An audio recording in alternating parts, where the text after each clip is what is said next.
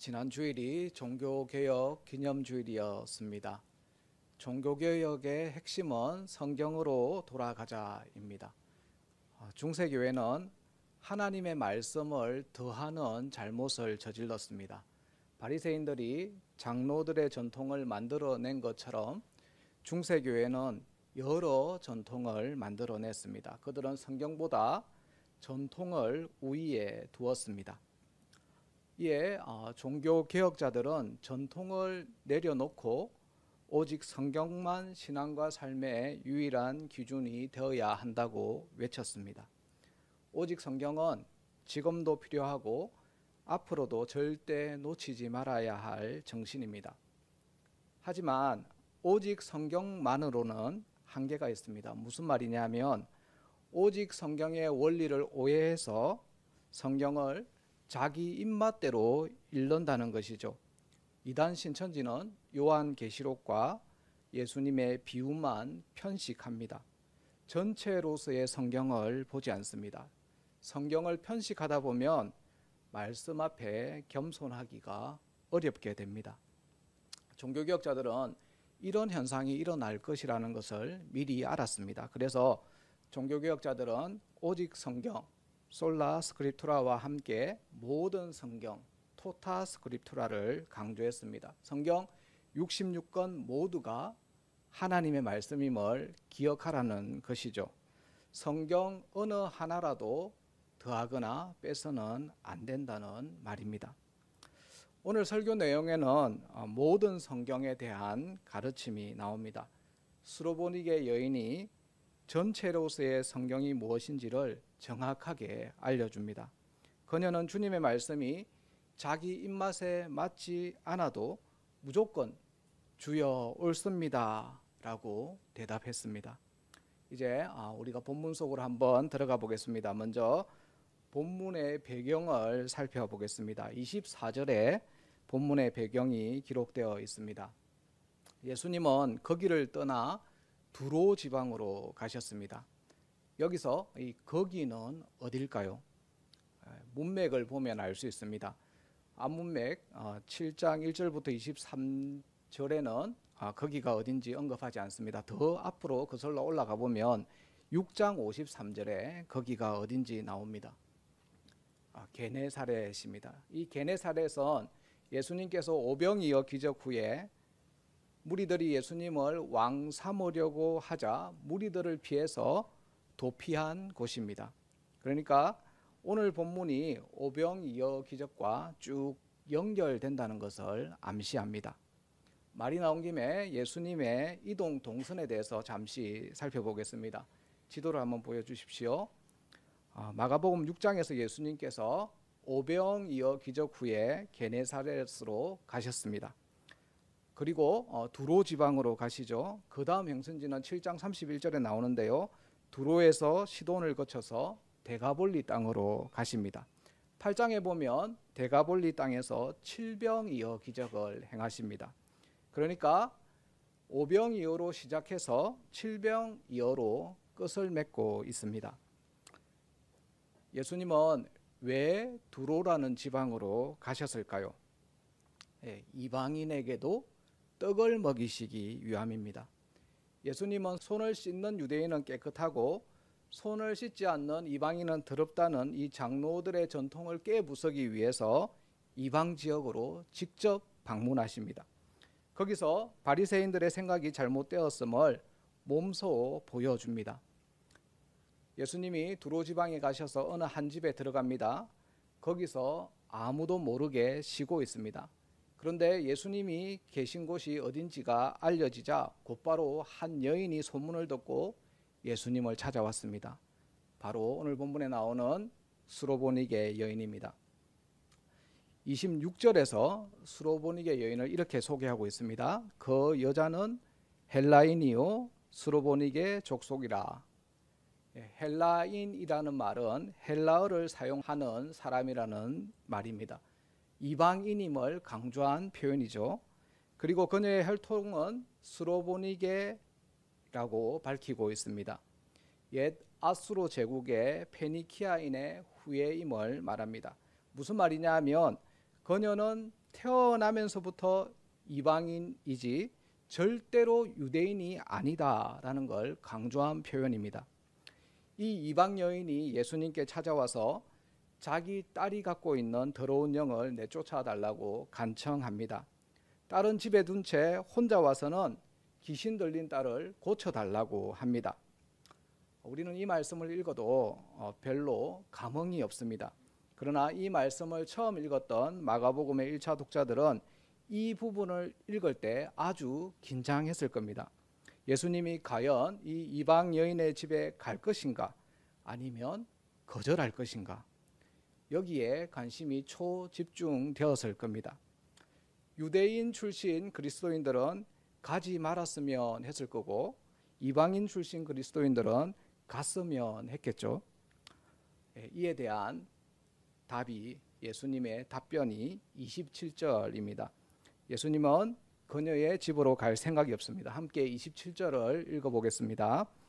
예수께서 이르시되 자녀로 먼저 배불리 먹게 할지니 자녀의 떡을 취하여 개들에게 던짐이 마땅치 아니하니라.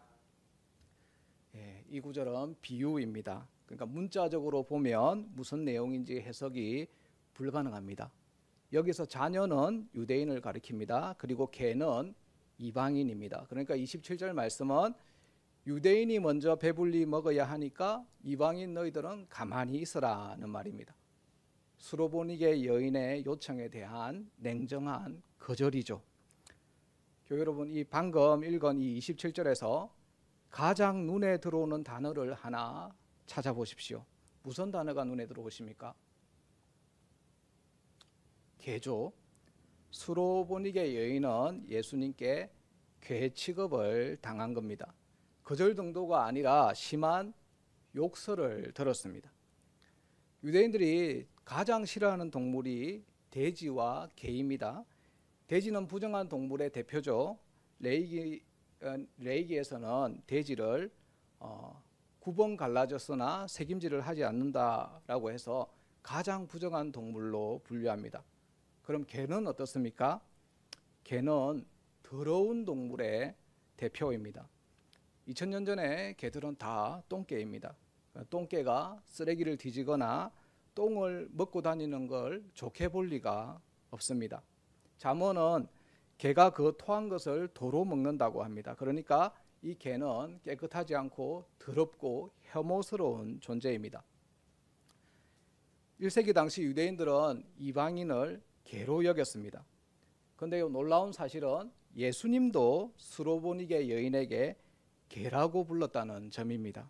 예수님도 바리새인이나 서기관이나 사두개인과 별반 다르지 않습니다. 예수님이 이 이방 여인을 혐오하는 것처럼 보입니다. 평소 우리가 알고 있던 예수님의 그 성품과는 너무나 다릅니다. 이방 여인의 간절한 그 간청을 거절할 뿐만 아니라 심하게 욕까지 하고 있습니다. 개라는 단어에 집중해서 보면 예수님이 여인의 요구를 거절한 것이 분명합니다. 그런데요, 이 예수님께서 모욕을 당한 수로보니게 여인의 반응이 더 놀랍습니다. 이어지는 28절 기록을 한번 보겠습니다. 28절에 보면 여자가 대답하여 이르되 주여 옳소이다. 주님 옳습니다. 당신의 말씀이 맞습니다. 저는 개가 맞습니다. 라고 말하고 있습니다. 그녀는 예수님이 자신에게 개라고 부른 것을 전혀 개의치 않고 있다는 겁니다. 왜 그럴까요? 그녀는 예수님의 말씀에서 이 개라는 단어에 꽂힌 게 아니기 때문입니다. 만약 그녀가 개라는 단어에 꽂혔다면 어떤 행동을 했을까요? 개라는 단어에 꽂혔다면 예수님을 째려보고는 뭐 이런 인간이 다 있냐라고 하면서 그 자리를 박차고 갔을 겁니다. 다시 27절 말씀을 한번 보겠습니다. 수로보니게 여인은 27절에서 개라는 단어에 꽂히지 않았습니다. 그럼 어떤 단어가 그녀의 귀에 꽂혔을까요? 그녀는 개라는 단어가 아닌 먼저라는 말에 꽂혀버립니다. 먼저라는 말은 어떨 때 사용하나요? 우선순위를 매길 때 사용하죠. 먼저라는 단어를 사용했으면 반드시 그 다음에는 이라는 말이 나올 수밖에 없습니다. 먼저 아침을 먹고 다음에 출근을 합니다. 먼저 공부를 하고 다음에 시험을 칩니다. 먼저 이론을 배우고 다음에 실습을 합니다. 먼저 그의 나라와 그의 의를 구하면 다음에 예수님이 먹을 것과 마실 것과 입을 것을 책임져 주십니다. 먼저가 있으면 다음이 자연스럽게 따르기 마련입니다.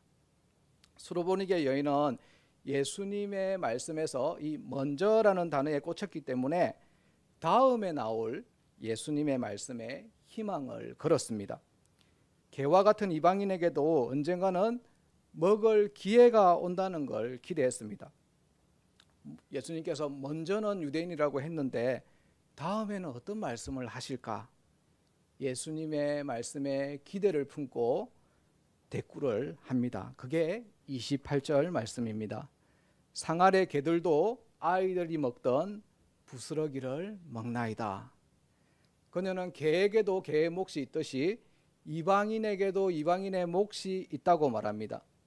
수로보니게 여인은 예수님이 먼저 유대인들을 먹이셨다면 그 다음에는 이방인을 먹이실 것을 안 것입니다.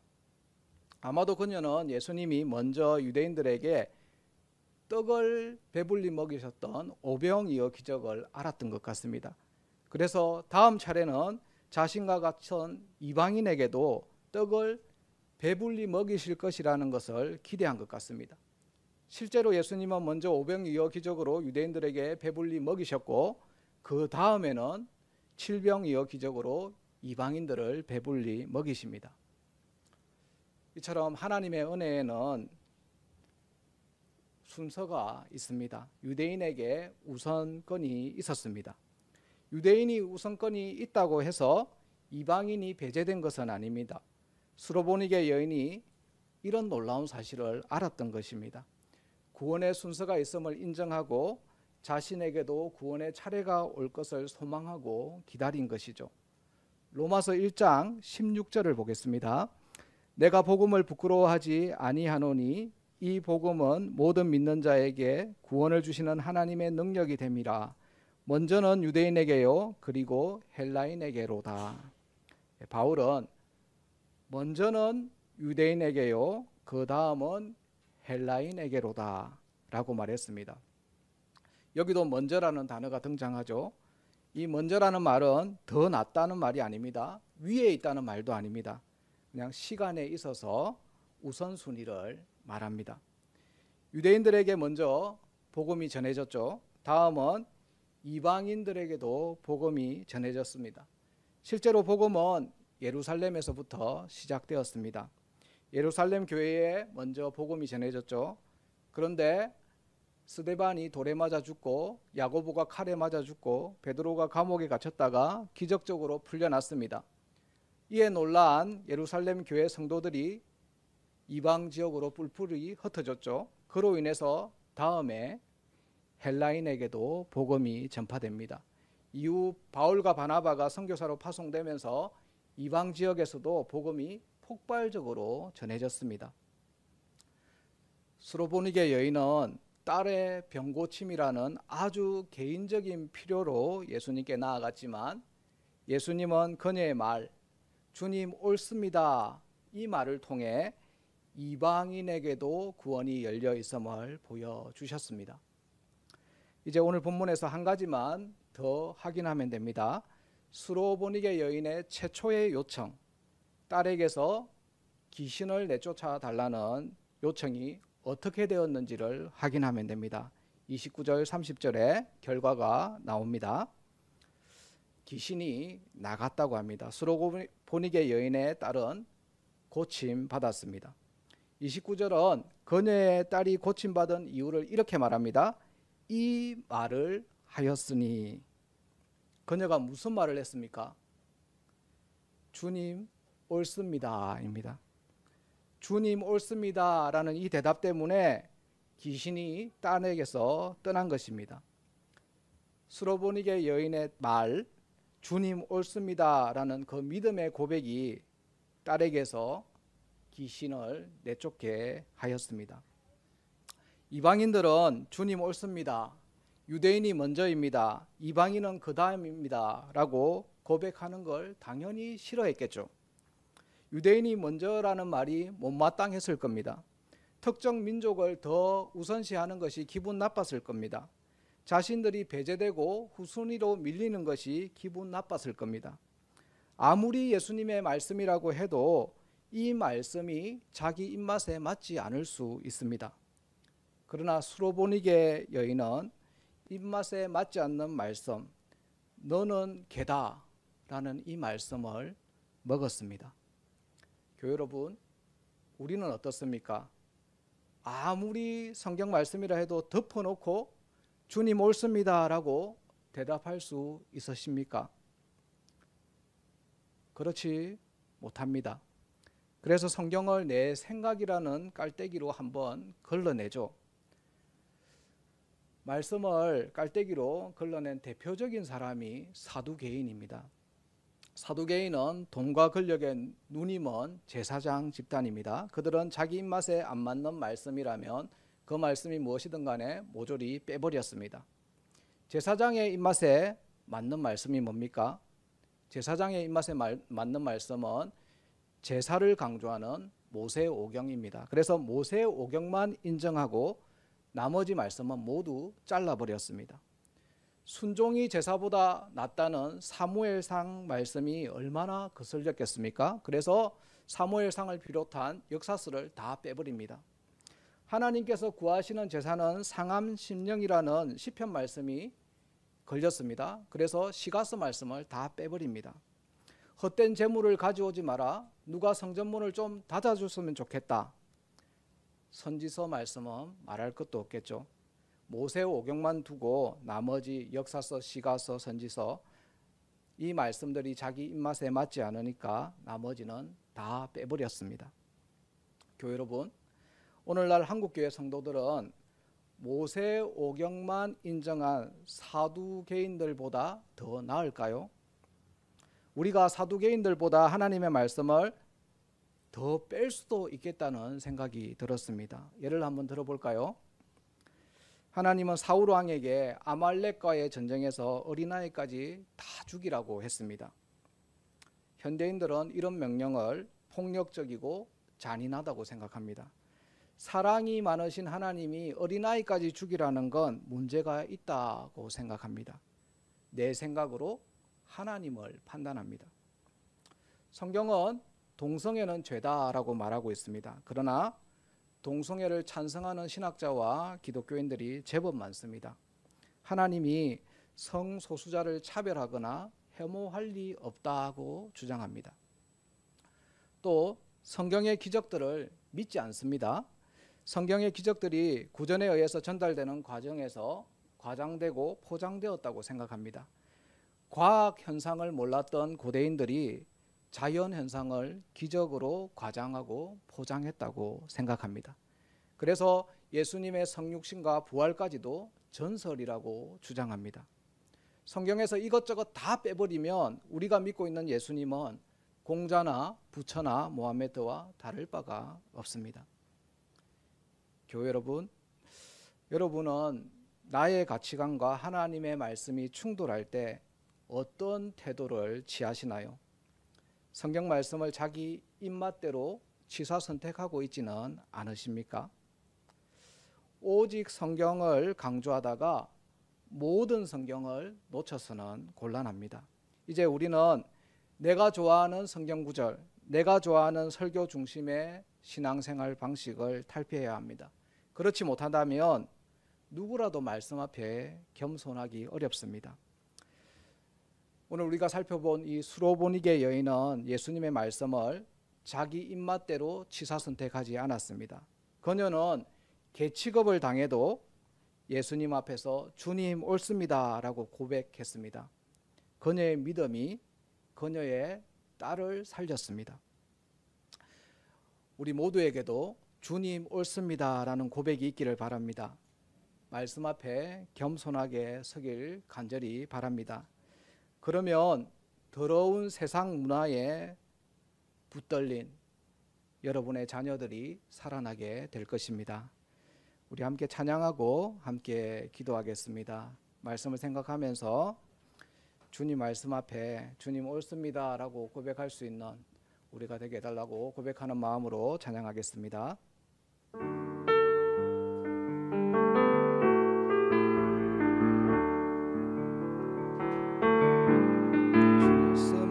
말씀하시며 내가 나가리다. 주님 뜻이 아니면 내가 멈춰서리다. 나의 가고 서는 것 주님 뜻에 있으니 오 주님 나를 이끄소서. 주님 말씀하시면 내가 나가리다. 주님 뜻이 아니면 내가 멈춰서리다. 나의 가고 서는 것 주님 뜻에 있으니 오 주님 나를 이끄소서. 뜻하신 그곳에 나 있기 원합니다. 이끄시는 대로 순종하며 살리니 연약한 내 영혼 통하여 일하소서. 주님 나를 뜻하신 그곳에